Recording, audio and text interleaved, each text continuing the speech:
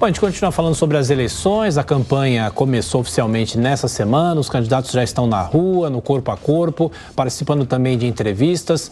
Lula fez o primeiro comício em Belo Horizonte, Jair Bolsonaro participou de uma motociata, Simone Tebet deu entrevista a um podcast e Ciro Gomes falou para empresários, além da primeira pesquisa Datafolha. A gente conversa agora com o cientista político, professor do IBMEC, Adriano Cerqueira. Tudo bem, professor? Mais uma vez, muito bem-vindo aqui ao Jornal da Manhã. Como vai? Bom dia, é muito prazer estar presente novamente com vocês e espero que temos uma boa manhã. Bom, professor, pegando os números do Datafolha, nós já divulgamos aqui nessa edição do Jornal da Manhã, eu pergunto qual é o componente da política na rua, mudar esses números eleitorais, a gente tem a polarização e há uma diminuição entre a diferença entre Lula e Jair Bolsonaro. Qual é o potencial da campanha de mudar números das pesquisas? O potencial vai ficar mais presente na polarização entre Lula e Bolsonaro. Nessa altura, os acontecimentos, uma terceira opção, uma terceira via, está bastante improvável de acontecer, já deveria estar acontecendo, já deveria ter esse movimento por parte de uma alternativa de fato viável a esses dois candidatos. É importante ressaltar que tanto Bolsonaro quanto Lula, eles têm uma base social eleitoral consolidada, são o que a gente chama de candidaturas orgânicas. E os dois também são bons de campo, são bons de votos, são vencedores, ambos já ganharam uma eleição. Então, são atributos difíceis de encontrar em outras candidaturas. Então, o momento agora realmente tende a ser mais entre os dois mesmo. E uma tendência interessante é de um roubar o eleitor do outro. Por mais que esteja polarizado, provavelmente o crescimento de um ou de outro vai se dar principalmente roubando, entre aspas, o eleitorado do outro. Esse é um movimento que eu acredito que possa se intensificar nas próximas semanas. Professor, agora a pergunta que chega de Brasília, José Maria Trindade. Zé Maria. Pois é, professor Adriano, há aqui em Brasília alguns que já estão contando aí com a vitória. A eleição está decidida e eu gostaria de dizer se o resultado da eleição nacional vai se estender ao Congresso, ou seja, há uma visão, uma união aí entre bancadas e a eleição presidencial? Não, eu não considero que a eleição esteja definida, não. A não ser que é muito mais provável que haja um segundo turno e que será entre Lula e Bolsonaro, Hoje, todas as pesquisas, mesmo aquelas que são mais favoráveis a Lula, como essa última Datafolha, quando ela afirma que 51% dos vales são para Lula, com uma margem de 2 pontos percentuais, então pode ser 49%, e aí já não configura uma vitória no primeiro turno. Então, todas as pesquisas estão mais ou menos convergindo para a hipótese do segundo turno mesmo, e aí seria provavelmente entre Lula e Bolsonaro. E esse movimento do Congresso Nacional é interessante porque a gente acompanha desde 2014 uma tendência do Congresso Nacional a eleger bancadas cada vez mais conservadoras.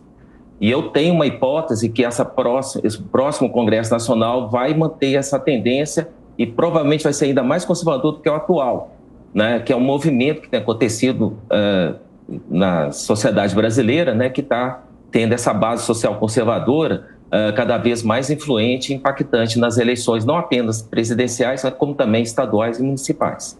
Você agora, Roberto Mota. Professor, bom dia. Como o senhor vê a influência mútua entre as campanhas presidencial e para o governo do Estado em Minas?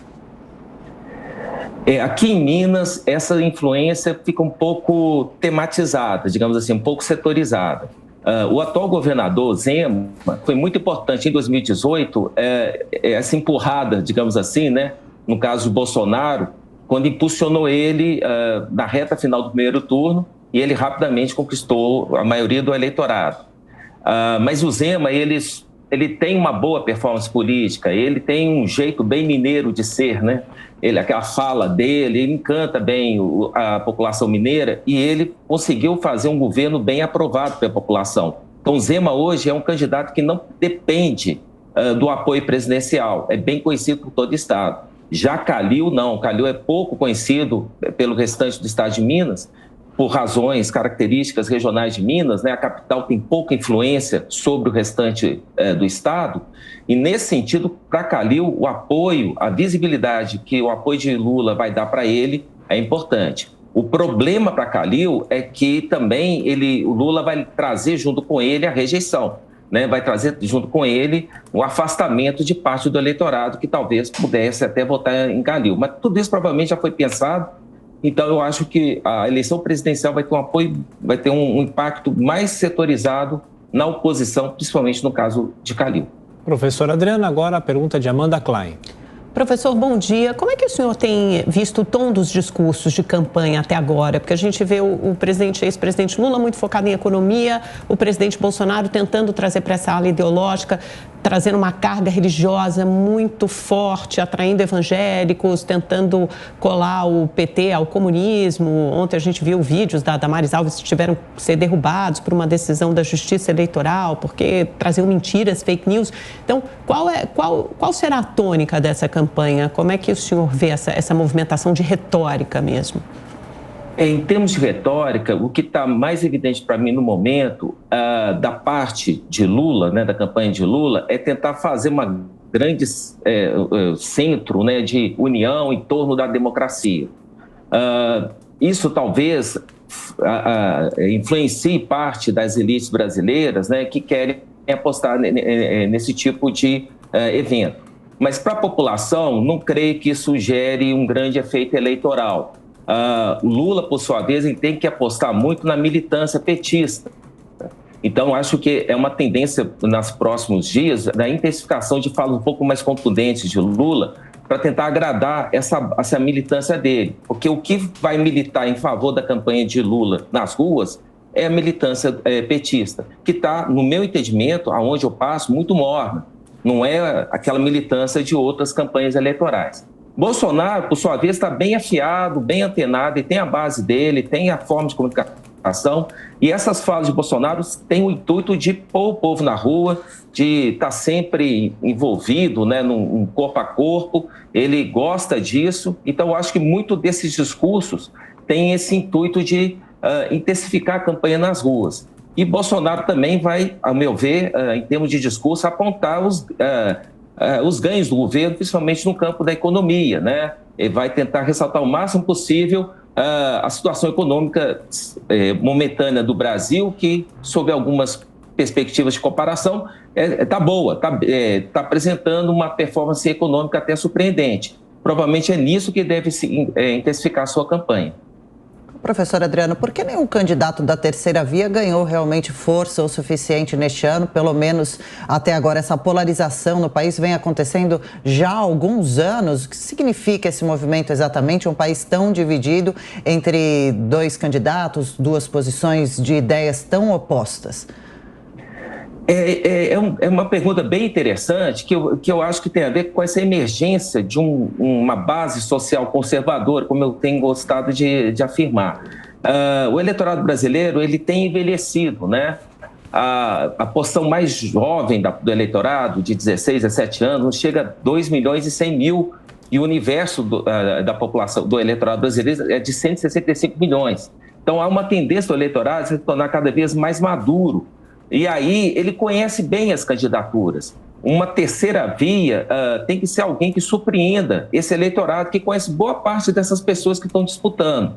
Bolsonaro e Lula têm uma história antiga, né? O Bolsonaro, por várias vezes, foi deputado federal, com mandatos, ele sempre soube fazer um tipo de comunicação usando, né, o impacto das notícias na imprensa tradicional. E quando veio a emergência das redes sociais, Bolsonaro casou-se muito bem com esse tipo de tecnologia de comunicação política.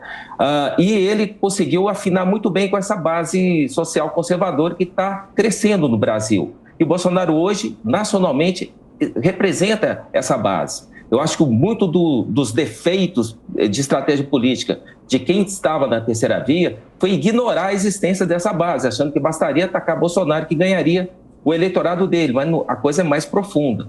Lula, por sua vez, também tem uma base social, digamos, progressista, trabalhista, enfim, que ele, ao longo de toda a sua carreira política, conseguiu conquistar junto com o PT. Então, a gente vê dois candidatos que representam muito bem essas tendências sociais brasileiras que têm valores muitas vezes opostos, inclusive religiosos, né? Os católicos tendem a se aproximar mais do discurso e da história política do PT e de Lula, e os evangélicos, que são uma força cada vez mais crescente na sociedade brasileira, estão se identificando mais, né, com as propostas, os discursos, os valores que o Bolsonaro tem conseguido salientar. Então, acho que o grande desafio para romper essa polarização é conseguir dialogar com essa base, entender que tanto o Lula como o Bolsonaro são muito mais consequência do que propriamente causa do que está acontecendo.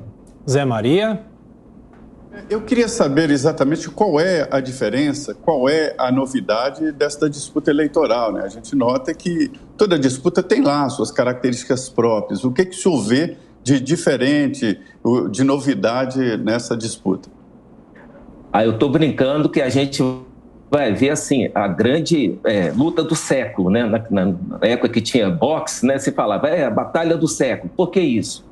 Tanto o Lula quanto o Bolsonaro são o que a gente chama bons de voto, né? São aqueles que conquistam o eleitorado, eles têm carisma, né? Muita gente às vezes fica assim, como os dois têm carisma assim, eles conseguem conquistar voto diretamente pelo modo como se comunicam, falam, pela disponibilidade de ir no corpo a corpo com a população, pela fala muitas vezes até assim, cheia de palavrões ou termos fortes. Eles são muito à vontade com o povão, né? Assim, comem um café com leite com um pastel de queijo sem nenhum constrangimento, né? Estão acostumados com esse tipo de situação.